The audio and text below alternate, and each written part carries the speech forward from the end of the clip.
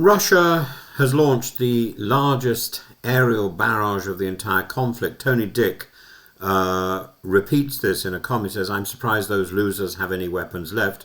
Maybe they are just getting started." Well, there's bitter irony there. For 2 years, analysts have joked that Russia must surely be running out of missiles. And indeed, many of the missiles or the drones that it was buying from Iran will have dried up because of the attacks on Iran. Yet, as this sardonic comment suggests, the Kremlin seems to conjure up more and more, and each barrage is larger than the last. Sadly, the verdict is now unavoidable. Russia's latest assault on Kiev, even striking government buildings for the first time, proves it does not take peace seriously, it takes escalation seriously. And according to Vadim Skibitsky, the deputy head of Ukraine's military intelligence, Russia is not scraping the barrel at all, it is ramping up. In 2025 alone, Moscow plans to have manufactured nearly 2,500 high-precision missiles, Iskanders, Kinzhals and cruise systems.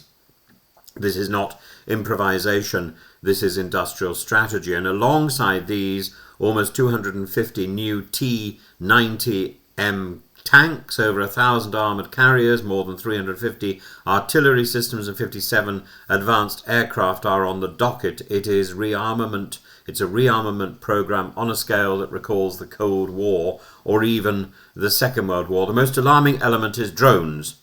Russia plans up to 79,000 Shahed-type UAVs in 2025, the end of 2025, with Garand kamikaze drones to Garpia reconnaissance systems and Gebera decoys. Already we've seen the change in tactics, drones that loiter above Kiev for hours, missiles with dual warheads and electronic countermeasures. This is an evolution, not stagnation. Why? Skibitsky is clear. The Kremlin has two horizons. The short-term overwhelming Ukraine with massed combined strikes, and the long-term preparing for a potential confrontation with NATO by 2030. Striking Kiev requires one combat radius. Striking Warsaw, Berlin and beyond requires far greater range. That is what Russia is building into its weapons program now. So the Twitter comment is both right and wrong.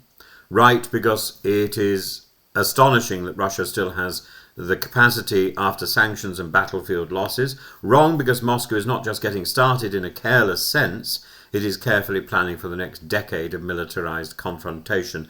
Ukraine, to its credit, is not passive.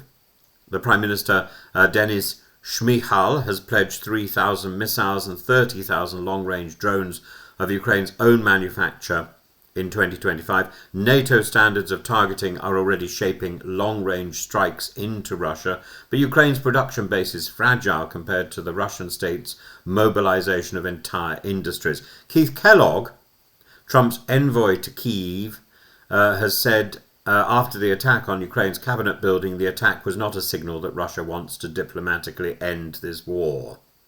And that understatement captures the tragedy of the moment. Far from peace, Russia is investing in continuous war. Every new missile, every loitering drone is a brick in the wall of confrontation stretching towards 2030.